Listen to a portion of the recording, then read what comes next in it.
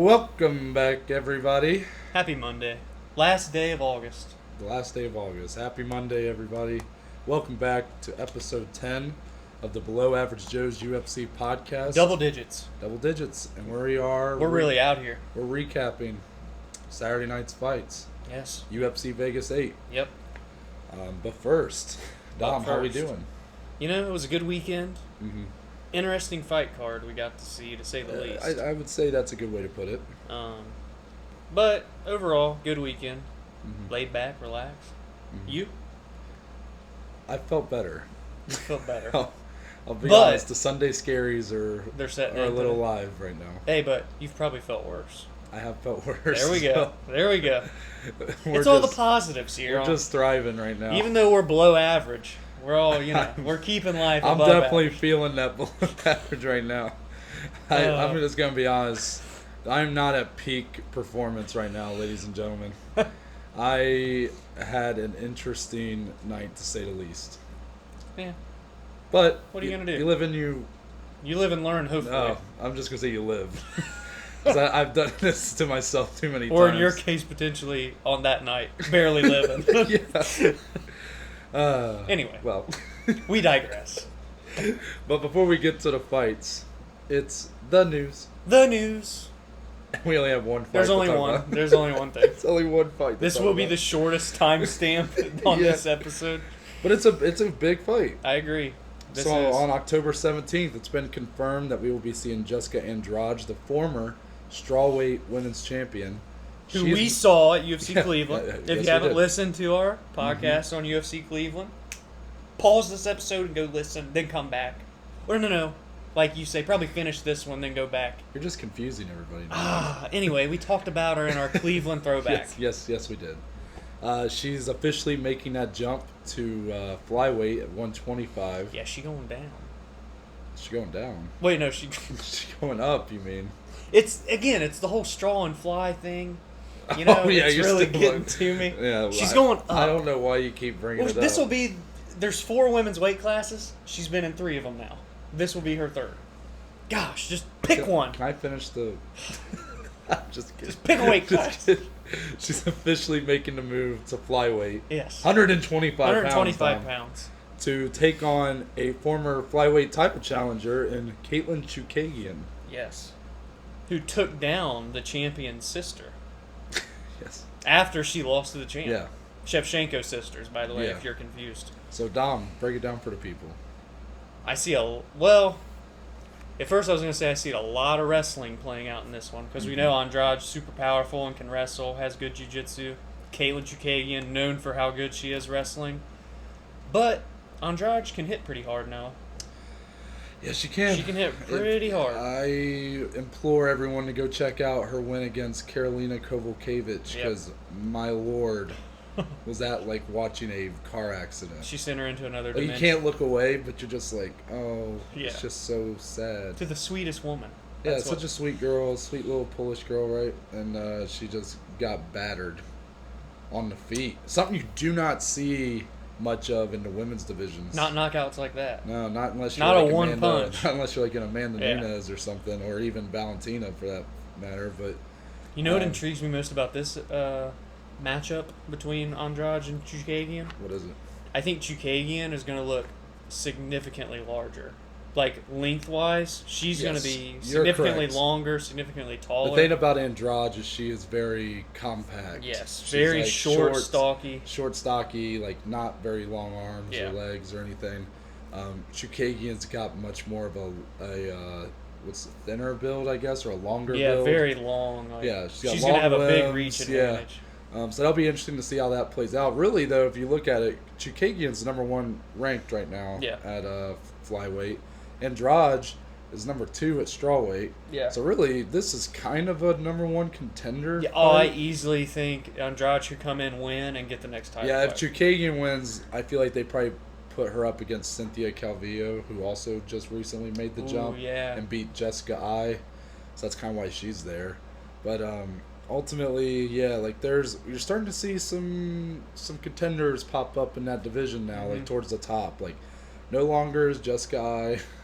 She's top 5 still, but Jessica Ai, she ain't gonna be a champ. It's just And I don't think I can't necessarily sit here and say I think a rematch with Valentina would go well for Chikagian, but I'd love to see it. It's just like, I'd love to see Valentina versus Andrade. That fight excites me a lot. The rest of the division is really competitive, and then there's Valentina at champ. Yeah, it's you know it's what like I mean? light heavyweight. It's like there's really levels to It's this. like light heavyweight. John Jones left, and all of a sudden now it's like that's the most exciting division right now. Yeah. But overall, I'm very excited. I love Andrade. Andrade and Valentina, like you said, that would be interesting. Like I'm not saying I would pick Andrade to win, but it would at least be an exciting fight. I think. Andrade. Shout out to her. She's like a bulldog, man. It's kind of, she reminds me, it's like I've said these similar sentiments about like Paulo Costa, where it's like they're like Terminator basically. She just keeps coming, dude. You know, because like you said, she's stocky. She's not usually going to have a reach advantage over any of her opponents. She has to close the distance. Yeah, even like her against Joanna. Her way of closing the distance is just hit me. Yeah, she'll run, throw overhooks, take you down, or just land a shot. And hurt I mean, that when she won the belt, she was going for a takedown. Yeah. And slammed Rose. And was getting beat up in that fight. Yeah, a fight she was being dominated. Yeah. Literally just picks up Rose and slams her on her head, knocking her out instantly. Yeah. And those two just put on an incredible Fight Island performance. Fight Island. It was a great fight. Shout out Rose. Shout out Rose. Rose got the win back. But I like this move for Andrade. I'm a little surprised by it because she still is like definitely at the top of the heap in 115, but it might be a tough weight cut. I don't know. Well, this could be like the perfect middle ground for her. She's tried out 135. She was competitive still. But she was just she was just small. Then she goes to 115, becomes the champ. Mm-hmm. But ultimately, like, you know, she's hit or miss to get back there. So she was being dominated by Rose before ultimately getting the win and becoming champion. But then her first title defense is in China against Weili Zhang. And based on what you all know about Weili... What was that, 42 seconds? 42-second knockout where Weili just pummeled her. And that's a tough-ass chick. And Weili's shots, look, you could just tell they hurt. Weili is awesome, dude. So I guess in a way, it's like maybe she feels like this is the. I guess it makes sense. Like, you know, she lost to Rose. She probably would have lost the first fight if it had, you know. Yeah. If that Hail Mary of a slam didn't happen. Yeah, might as well try. She lost to Weili. Like she's kind of. She's like. It looks like the writing's on the wall there that she's kind of stuck in like a purgatory type situation. Where she'd probably be matched up with someone like Tatiana, maybe Nina, or if Joanna's still fighting. But you know that Joanna fight for her didn't go too well the first time. Yeah. So I'm very excited to see what happens here. It's an intriguing move. And I'm excited for that division to gain someone like her with that credibility. Yeah. It gives Valentina another challenge to potentially take on. Yep. So I will be rooting for her in that fight with Chikagian. I'll say that. But no slight to Caitlin. I'm just... For sure. I do love me some Jessica Andrade. Yeah, that's a fun one. Yeah. That's happening on October 17th, so that will be a fight night. I feel like we've announced one other fight for that card, but I just don't remember. Yeah, I'm losing track right now. But I'd say that's like a co-main, probably. Yeah. Ultimately, though, that's the news. That's it. And now we move on to recapping Saturday's fights. This is true. So, overall, Dom, what was kind of your thoughts on this card? The prelims were better than the main card. The prelims blew it away, and the main card kind of stunk up the joint, maybe a little bit. Yeah, like I don't want to say it was. I don't think. I think it was just. Again, we're not like we're fine with decisions. You know what I mean? But it's like when you see, it's one thing if you get like two in a row. I've said it where it's like the one-sided fights, like they usually are the most boring. Yeah. Unless you're someone like, who's our man with the camo shorts, Bryce Mitchell. Yeah, that man, when he was dominating Charles Rosa, that was exciting. Yeah, like if you're just like point fighting a decision, then it's kind of boring. But if you're dominating, it's an exciting decision. Or if it's a back and forth, then obviously it's exciting. Mm-hmm. So for this main card, the first two decisions were fun. Like Lamas and Algio, great fight. That was a great fight. Grasso and Kim, great fight. But then the last two, which are obviously huge fights, they were just... Yeah, I guess I shouldn't say like it was a stinker of a no. Overall, like it was still pretty decent. Yeah. From top to, I mean, if you're counting the, unfortunately, we'll get the elephant in the room. The fight we predicted to be fight of the night didn't happen. Magomed Ankalaev and Jan Kudaleva was scrapped again. Apparently, Kudaleva tested positive for COVID again. Again, twice in like 3 weeks. So hopefully he recovers and we are able to see that fight. But can I just say, 2 fight night previews in a row, the fight we predicted as the fight of the night has not happened. Yeah. So basically what we're saying is we're done doing fight night previews. And what we're saying is we're cursed. Yeah. So hopefully we're fucking cursed. Hopefully this Friday we get our fight of the night. Nobody's ever going to want to come on this podcast because it's literally like just, it's fucking voodoo shit. Anyways. But that fight didn't happen. Yeah, so only 4 fights on the main card. That's always sad. Yeah, but if they deliver, then it's cool. But unfortunately, like, these fights have kind of left a little something to be desired, especially in the 2 big matchups. Yeah. But I guess we'll start with Ricardo Lamas and Bill Algeo, the first fight of our main card. What a fight. What a fight. And Lamas has still got some gas in the tank. Bill Algeo proved something to me, though. He proved that he can definitely be in the UFC. He's UFC-level talent, even though technically after this fight, he's 0-2 in the promotion. So if you include the Dana White Tuesday Night Contender fight. But I think he'll definitely stay with the organization, I'd have to imagine. But Ricardo Lamas looked good, man. He looked like he definitely didn't look rusty or anything. It was a very back and forth. Yeah. All 3 rounds, like trading big shots, a lot of grappling, like technique and changes throughout the ground. You just saw a lot in this fight. It was a lot of action. It was very exciting though. I was happy to see it for our boys, but and really what it came down to, Algeo would have won the fight, but Lamas had a 10-8 in the 3rd round, and that's what won it. Huh? It was a 10-8, I think, in the 3rd round. Right, but the decision was 29-27, unanimous. Yeah. Wait. You said that Lamas got a 10-8. Or wait. Round. Yeah. So yeah, it would have been 20. That's what I'm saying. He lost. He was losing. So like they had him down, so he got 9-9, but then he won. He got 10. Oh God, forget it. I'm confused. You're confused. Wait, help me. Okay. Help me. Hold on. So 29-27 was the official score. Right.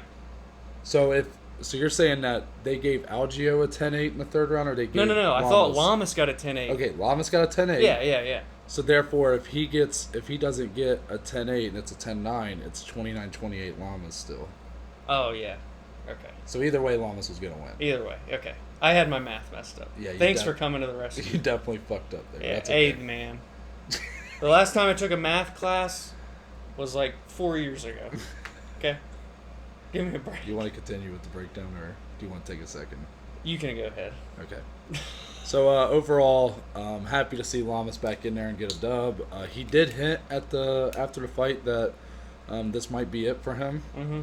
So I think we're gonna respect that decision and not matchmake here. But overall, like, if he does decide to like come back for another fight, I'd definitely love to see him get somebody in the top 15 or so. And I would like to see Algeo come back. Yeah, I think he will. The fact that he stepped up. Yeah. And delivered a great fight. The fight of the night, according to the UFC. Yeah. And it will be probably, it's my fight of the night. Yeah, they got the official $50K bonus. Yeah, and it's definitely my fight of the night for the 4 fights we're talking about. But yeah, I have overall, like, yeah, really awesome to see that. And I hope we get to see him again. But if not, I understand. He's 38, going to be 39 here soon. So it's like, can he really make it all the way to the top? You know, like, I mean, he never really was. I mean, he was definitely a top 5 guy back in his heyday, but so it's like, do you want to put multiple years on your career just to try again, or do you go out on top with a win? It's always tough when you really break down like the anatomy of a fighter, right? Yeah. Because think about it, you know, you're someone like, we'll be talking about Robbie Lawler later. Yeah. He's a guy that's hanging around number 14, 15 in the welterweight division. Yeah. Like, this idea that it would take you probably 2 years of winning straight to get back to maybe earning a title fight against someone like Usman or Colby, who you had already fought. Is it worth it? Like, it's, and you're like going to take damage along the way. Yeah. So you got to think like long-term It's a big investment to have to make, a very risky one at that.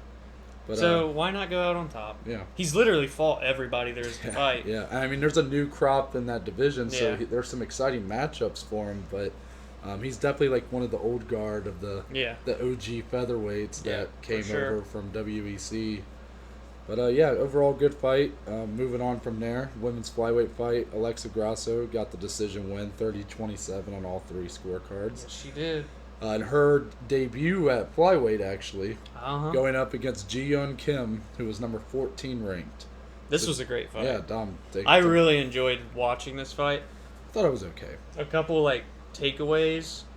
It was literally a pure striking battle, so it was very back and forth, which was fun. Kim, and this was I write my notes round by round, so this is as I'm thinking. Right. But when the fight first started, Kim was significantly larger, taller and just thicker in general. So I was this might be tough for Grasso because she's not that big, No. She's tiny. She's coming up from 115. But I agreed with the judges, so I had it 3-0 as well for her, so 30-27. Grasso had a lot of speed in her hands, which I thought was nice. And they talked about it a lot on the broadcast as well. And while still having the speed, she had more power. She was landing good shots. Obviously, there wasn't a KO or anything. But she was landing a lot of significant strikes, which I thought played a big factor in her getting the 3-0. And even throughout the third round, she still looked strong, and that's when she really started to pull away, I thought. I was impressed. This was actually my fighter of the night for the main card. Alexa Grasso was my fighter of the night last night. I was very impressed, and I think she's kind of proven that she can hang at that weight class. Yeah, I mean, that's really all I can even say about it. I think you definitely had more takeaways than I did. I just looked at it it was a solid fight, and good for her getting that win. I'm curious who you think is next for her in that division, because now, you would assume she'll at least be ranked, 14th, because that's where Kim was. Yeah. So, where would she be fighting next? I actually just want to see her fight the very next spot up. So I want to see her fight Antonina Shevchenko, the sister of Valentina Shevchenko. I think that would be a very interesting fight. Another fight where she would be outsized. Mm-hmm. But apparently it's proven that she's okay with being smaller, because she looked good last night again. She was, I think she's only 5'2", 5'3", and Kim was 5'7". So there was a significant size difference. And Antonina, if I'm not mistaken, is larger than Valentina is, at least height-wise. Valentina's probably got more of the muscular build. Mm-hmm. But I think that would be a fun fight, and it makes sense, assuming, again, she beat number 14. So she's probably going to come in and take the 14 spot, and Antonina's 13. Yeah, I mean, I definitely like that fight. I was looking up while you were talking to see if Shevchenko had a fight booked. I think she does. Does she? I don't know that. I feel like I saw Doesn't that seem... I know. I feel like I've saw because the I same swear thing. it was on one of those really big news weeks for us, so we scrapped it. Yeah. But I couldn't find anything. She may have another She card. said she wants to be on 255. That was 2 weeks ago. She said she wanted to be on that card with her sister. I couldn't find anything for sure, but I do like that fight. But really, I think from 11 down, you can... Yeah, I was going to say, honestly, if she can't get Shevchenko, because I would assume maybe she gets to fight one more time. Yeah. Maybe. Yeah. So, number 12 is Montana De La Rosa, or, Alexis Davis is ranked number 11. That's a bet. So, I don't want to go as far as number 10 because that's Macy Barber, but she tore ACL, so she's on the bench. Even if you want to do 15, Jillian... Yeah. I almost said Gillian. Well, she's coming off a good win, if I'm not mistaken. Yeah, so that might be a good fight to make there. Yeah, anyone from 15 to 11, I think, makes sense. Yeah, agreed. And then this is where I'm going to stop talking because this next fight really hurt me. Well, I guess we should probably, while we're going through this, I predicted Ricardo Lamas by decision. Oh. And you had Algeo, right?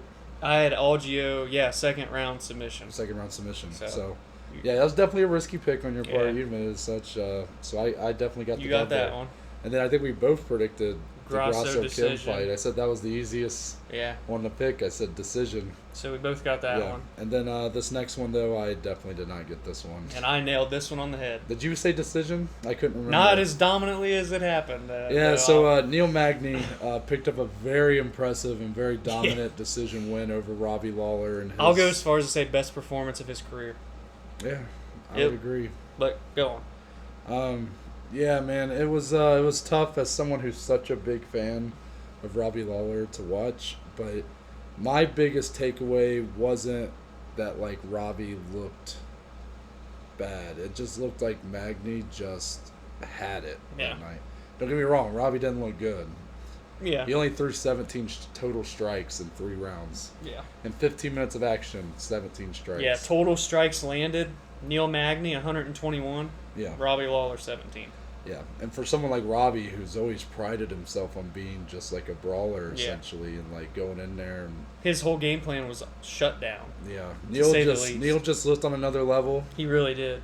He looked great, and I think it's definitely like what we were saying in that prediction video where I said, you know, once he gets that hype, this is like this next fight. His next fight for him is literally going to be: are you for real this time? Yeah. Yeah. It's like the 3rd time we've dealt with this. So I'm very interested to see what's next for him. For Robbie, though, I want to start there. Robbie, I think he's done. I think in his heart he's not done, but I think he needs. See, what's funny is I don't even think it's like his body that's like giving up on him. I think it's his mind. Like I think for me, when I never like to overextend my boundaries here and like assume what's going on in a fighter's head or in their personal life or whatever. But when you have a style like Robbie that's a straight up brawl type style and you're only able to throw 17 strikes in 3 rounds, it tells me that there's something going on in his head that's like he's a little too. I think why isn't he pulling the trigger? Yeah, I think it's ever since that Tyron Woodley loss. Well, and now it's like the same thing's happening with Woodley. It's weird. Yeah. Because like he's been saying like, why can't I pull the trigger? Yeah, I think there's something going on. I think his confidence is probably low. That's his 4th straight loss. Yeah. I mean, really though, not even with the Woodley fight. Like I think that Ben Askren fight might have took a lot out of him because that was a fight he was looking great in, and then he just all of a sudden it's over. Lost, bulldog choke. Taken away from him. I just because right after that's when you had the Covington fight, and that was like a. Well, now we're talking 2 back-to-back where he just got outclassed. Yeah. Yeah, that's where I think the problem is. I hate to see it, man, but that dude's given a lot to the sport. He has. He's been in wars. Does he really have anything else to prove? And I think that was a lot of people's thoughts before this fight was that Robbie maybe is in that situation of once you're the champ, like. And then you lose it. What's next? Like, okay, you've already been on top. Yeah, and he did a thing that a lot of people don't do. He not only won the belt, but he defended it multiple times. And so fight of the years. Yeah. I mean, I love the hell out of Robbie Lawler. The story, like he should have never been champ. No, if you looked at where his career trajectory, you know, he starts in the UFC as this like hot young up and coming kid that's like. Got like metal for hands. Yeah, the fight with him and Nick Diaz. Yeah, and then he kind of was like a hype train derailed because that Diaz fight. He was trading wins and losses, ends up leaving the UFC. Eventually makes his way to Strikeforce, where we talked about it. He had a negative. He went record. like 3-5 in the promotion, so everybody thought he was like kind of done. He somehow goes to the UFC, and. What a run. Yeah, he beats like Matt Brown. He loses to Johnny Hendricks in the first fight, a really close fight for the belt after GSP leaves the division. But then he ends up winning it in a rematch and goes on to have 2 straight Fight of the Year winners. One against Rory McDonald, who he had beat just like a year before that in order to get him a title shot. Kind of forgetting where these fights line up. But the second fight, which is maybe the best fight in UFC history, maybe the best title fight in UFC history at least. For sure. And then the next year goes up against Carlos Condit. Another fight of the year. Man, I mean, he's given everything he can. I hope that if he still wants to keep going, that's fine. Like, I'm not going to tell someone to retire, but I just hope that if he does, I need to see something. There's got to be something different. Yeah. You know, I definitely, my prediction was Robbie Lawler first round knockout, and that was definitely, me being a big fan. I can't hate on it, though. But for his next fight, I can't keep doing that if I don't see something different. Well, and it's like... And I just mean, like, is it a camp change? Is there just some sort of mental difference in him? Well, and, like, if he fights again, It'd have to be like an up-and-coming non-ranked dude at this point. Yeah, I mean, he's not going to be ranked so, after this. Is there really a reason? I love the guy. I know he's like one of your favorites of all time, but like, there comes a point where you just have to know. Yeah. But on the other end, Neil Magny. I just want to shout out to him. He looked great. He looked... going into this fight, Robbie Lawler ranked 13th, Neil Magny 14th, so you would assume they would swap, basically. Yes. Or at least Magny will be 13th, maybe even 12th. You got Nate Diaz at 12. But, yeah, honestly, I'd put him at 12 because he ain't fighting. So what's next for Neil here? Jeff Neal. Yeah, Jeff Neal. Neal fights Neal. Neal versus Neal. This is the fight that was originally scheduled to happen last night, or Saturday night. So I think that's definitely what's next. Hopefully Jeff Neal's getting healthy from that bad infection that he had. He's healing up. That dude's a savage. Yeah, so those two together could be a great fight. I think it definitely happens before the end of the year. And that's what makes sense rankings-wise, and just because, again, this was what was scheduled. It fell through. So now let's rebook it. And if you're Magny, it's still a guy ranked ahead of you, so you're not like losing out on an opportunity. Yeah, it'll be a big fight for him because if he beats Jeff Neal, you're talking top 10, basically. Yeah, well, I think you and I had a decent little fight lined up. Let me pull up the rankings here really fast. What are we at? Right here. So basically, we're saying that he fights Jeff Neal next, right? Yep. And then we were watching, a video getting ready to record today, and we think that a good matchup would actually be Michael Chiesa. Yeah. Because Chiesa kind of like made a video kind of being like... he was on the commentary. Almost like the eyebrow raise, like, oh, okay, I see you. Like he's on his radar type thing. So I think, honestly, this is like planning way into the future. Yeah. But him and Jeff Neal fight next.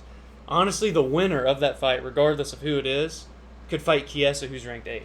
There you go. There's your next two fights for both those guys. Yeah, I don't know if Chiesa, what's next for him, but ultimately I compared their careers in the last episode. I think that's an awesome matchup. I compared Chiesa and Neil Magny's career, so I feel like I want to see that now just because Chiesa kind of like, was like taking notice, I guess is what you might call it. Just throwing a little feeler out there. And Jeff Neal is no like walk in the park. I can tell you of steel for a reason. I can tell you right now that if the Magny Jeff Neal fight happens next, I will be picking Jeff Neal in that fight. I can tell you that with the utmost confidence. And that's the thing. So like, are we going to get the Magny from Saturday night? Because if he comes out, this dude can beat a lot of guys in this division. Yeah. So definitely, I think. Do we both agree that's the next fight, Jeff Neal? Yeah. I definitely. I don't want to I don't want to just say something somebody else just to say it. I mean, I definitely think that's next. Pretty sure Jeff even said after his fight, or wait, not Neil Magny said after his fight Saturday that that was who he wants to reschedule that fight. So good on him because that is no easy fight for him. And one last thing on Magny. Okay. Shout out Neil Magny. He now moves into second place all time in welterweight wins in UFC history with 17. Only behind... Tell him who it is. George St. Pierre. Who's George St. Pierre? Probably my GOAT. He's my best fighter of all time. 9 title defenses, 26-2. Yeah. No big deal. No big deal. 2 more wins, Neil Magny is tied with him. Just moved past another one of my favorite fighters of all time, Matt Hughes, on the all-time wins list in that division. Which, for those of you who don't know who Matt Hughes is, he was the guy before GSP. That's a guy that could be on people's top 10 lists. If GSP didn't just take that division to a whole nother level, didn't take, wasn't who he was, we would still probably look at Matt Hughes as being the go to that division, in my opinion. I think he kind of gets overlooked from the time period he was fighting in, early 2000s. But, God, what a beast he was. And now Magny, out of all people, Neil Magny passes. Again, how much has Neil Magny slept on? Yeah. So now it's the time. He's still only 33 years old. I know, it's crazy. This could be the run. This could be the final, run here. You know what I mean? Yeah. So is he finally going to crack that top 10, get that top 5, whatever? We'll see. This could be it for him. I'm very excited to see. Yeah, I basically challenged him in a way. I said, once he gets right on the cusp, he'll get knocked down. I said, is this going to be another one of those times? Yep. But that's a big challenge with Jeff Neal. Yeah, I think that could be a fight night headliner potentially. I think it depending on who else they put on the card. I mean, they've been doing, the fight night headliners. Sure, you want them to be big, and Magny's headlined fight night before. I'm pretty sure. So I think he did with Ponzinibbio. Yeah, so it's not a great fight for him. But, yeah. All in all, I'm excited to see where his career goes next. For Robbie, I don't want to really predict another fight for him because I think it's time. Hang him up. Future Hall of Famer, obviously. So respect. Giving his all to the sport and to the fans. Yeah, but it is sad, and I think our main event's going to be a little sad talking about this too because. This was tough. Well, in this co-main, I did pick Robbie Lawler by first round knockout. You said Neil Magny by decision. Yeah. Very smart pick on your behalf. So we're both 2-2. So we're both. Or 1-2. Wait, 2-1. I picked Ricardo Lamas, Alexa Grasso. We're both 2-1. Yeah, 2-1. And then the main event here. Yeah. So I think I got the nod here. Yeah. Alexander Rakic ends up getting a dominating decision win over Lionheart. To say the least. Anthony Smith, 30-26 and then 30-27 on 2 other scorecards. Yeah, that's giving Smith the benefit of the doubt there. Overall, Dom, what were your thoughts on this fight and kind of like? As an Anthony Smith fan, sucked. Tough. But as just a fan in general, what a performance. And I know people are going to hate on him. Oh, he just laid on top of Anthony like he didn't do anything. But you got to think about it. If you go back and watch this fight in that first round, it starts standing, right? Obviously, every round starts standing. Rakic's kicks are some of the most powerful kicks I've seen in the light heavyweight division in recent memory. He dropped Anthony early with brutal late kicks. And from there, controlled the whole first round. He just held top control, didn't really land too much damage in the first. Outside of the kicks. He goes into the second round, more of the same, lands a couple kicks. Anthony, I think, realized how hard of a kicker he is and that he just couldn't deal with it. So Anthony, being the submission specialist really that he is, it gets slept on. But he's got 12 wins by submission in his career. He wanted to go to the ground and try and get a submission. Well, Rakic wasn't going to let that happen. So more of the same in round 2. This time I actually scored a 10-8. So I've got Rakic up 2-0. Anthony Smith needs a finish going into the third round because this was only a 3-round main event. Then we go into the third round. Okay. Mm-hmm. Now on my notepad again, I've got Rakic's kicks are unreal in all caps. Yeah. This dude could kick a tree in half, I'm convinced. It was brutal. Those leg kicks are insane. Brutal. So he dominates again the third round.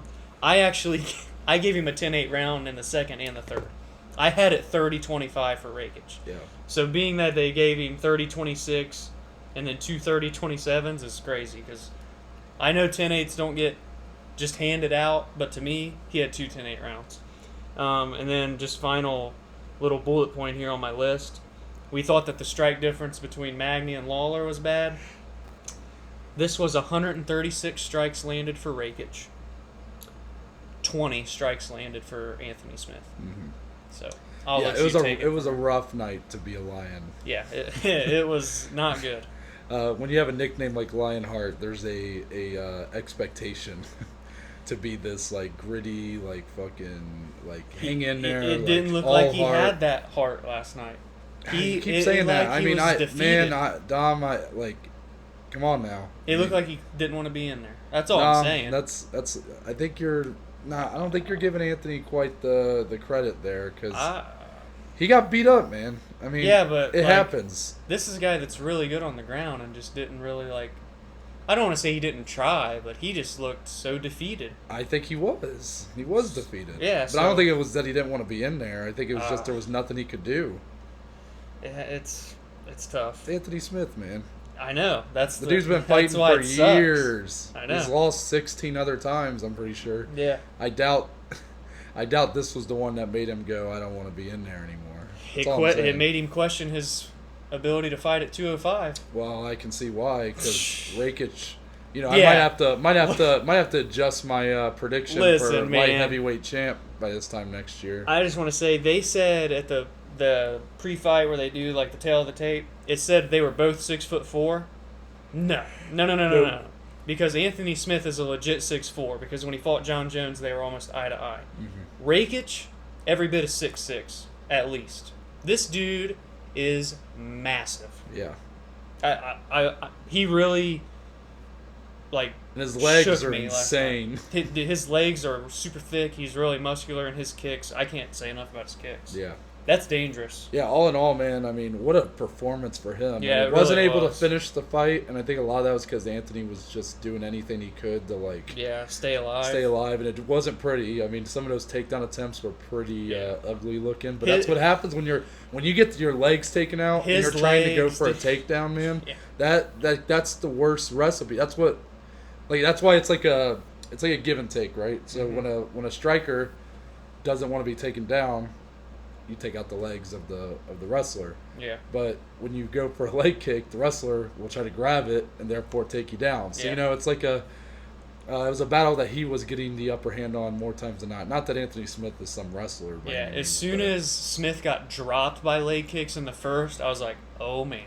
Yeah. This is going to be a long fight. Yeah, you can't fight without your legs. Yeah, it was a long one. I'm glad that it wasn't 5 rounds, because I think it would have. Because I don't think that fight was going to be finished. I think Rakic didn't want to leave himself susceptible to any sort of... Well, like, if Anthony would have tried to continue fighting on the feet instead of going for those, like, I don't want to say mediocre, but, like, they just weren't good shots. Yeah, I mean, he was just throwing whatever he could to stay alive. So, basically. Really, Rakic would stuff it and then end up on top. But, like, had the fight stayed standing, I really believe Alexander would have probably finished the fight. Yeah, he somehow. fought a very smart fight. Yeah. I mean, just very technical. He probably could have finished the fight by leg kicks. If he had gotten a little more aggressive, which I usually like to see, I will say, I think he would have been able to finish it. But I think he was fighting smart, which good on him, because he is coming off of a loss, and he's a guy like in this current light heavyweight division.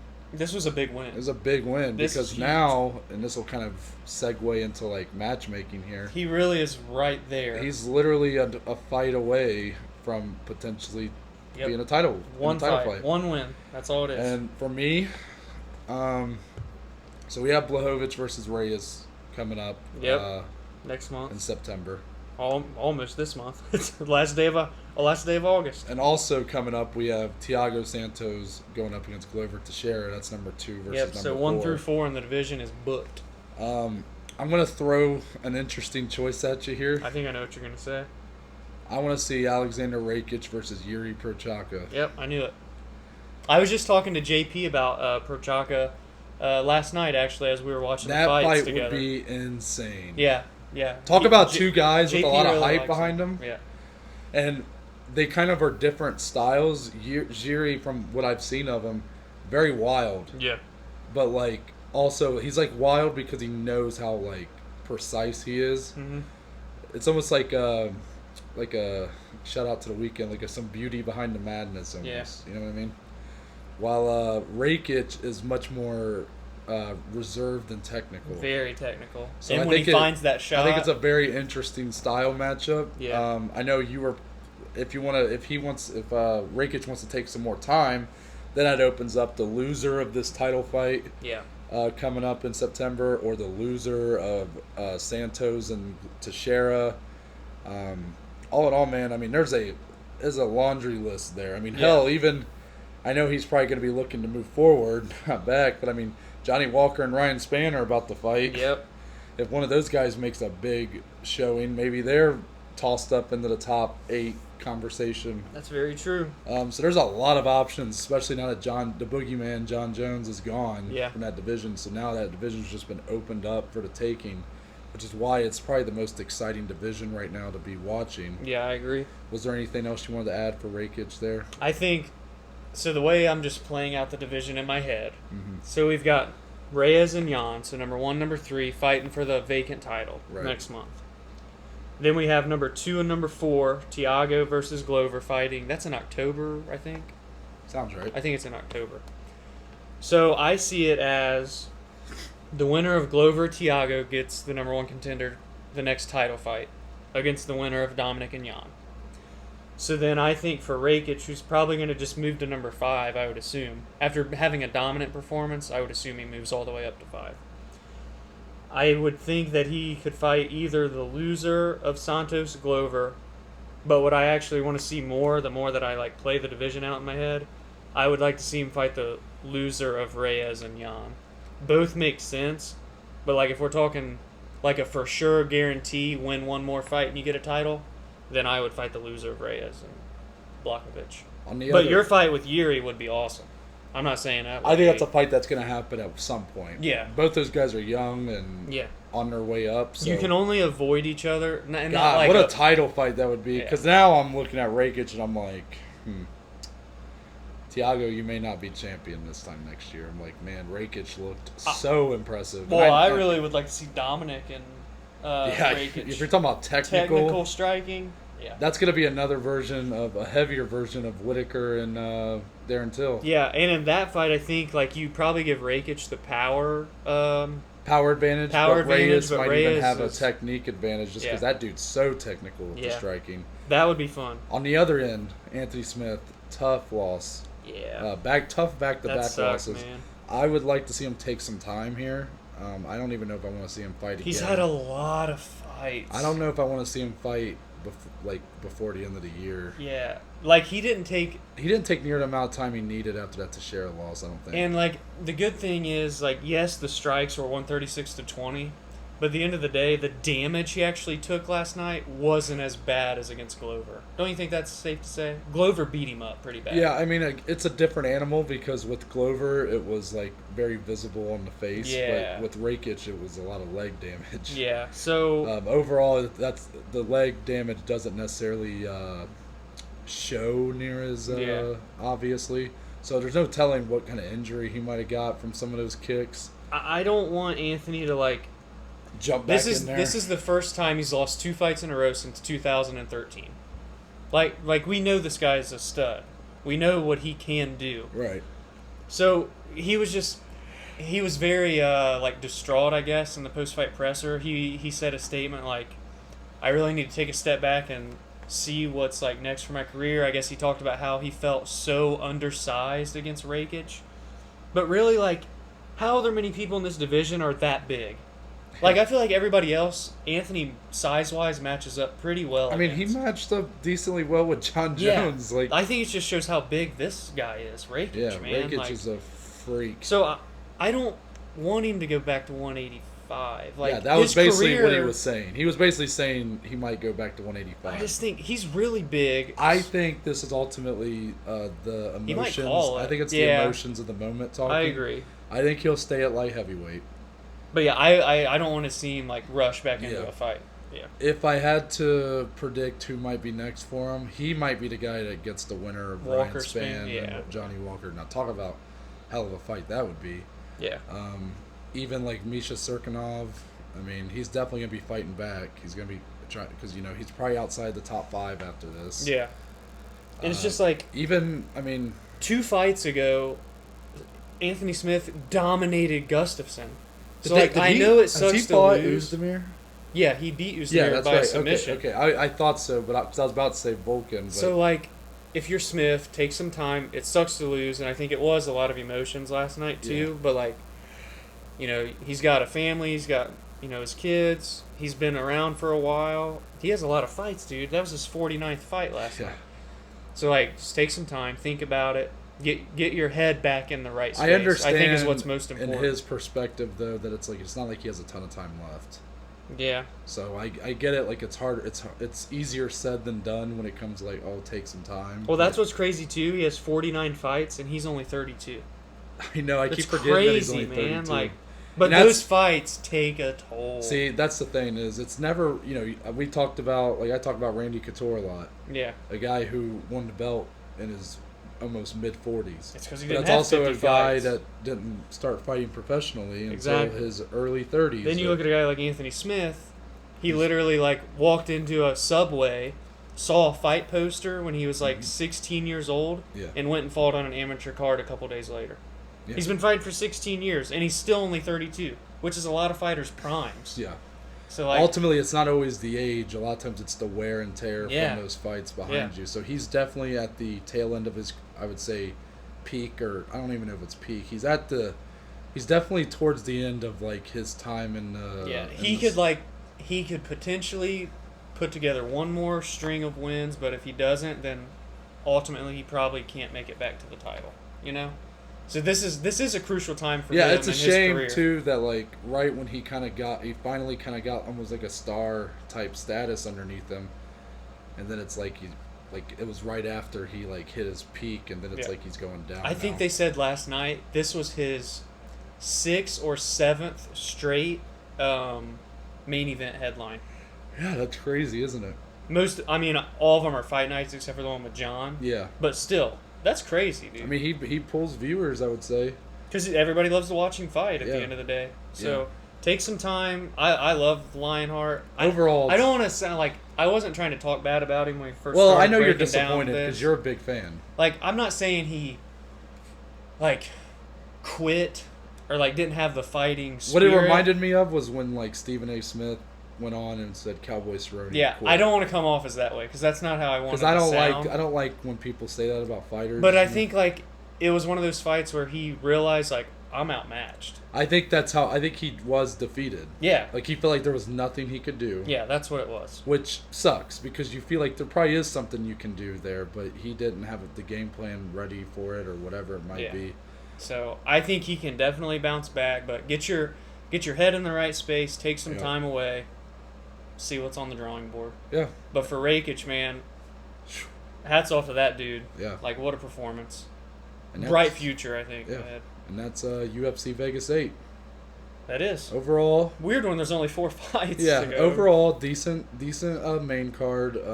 Bit disappointing with the last 2 fights that it was so one-sided. Yeah. Not just because our guys...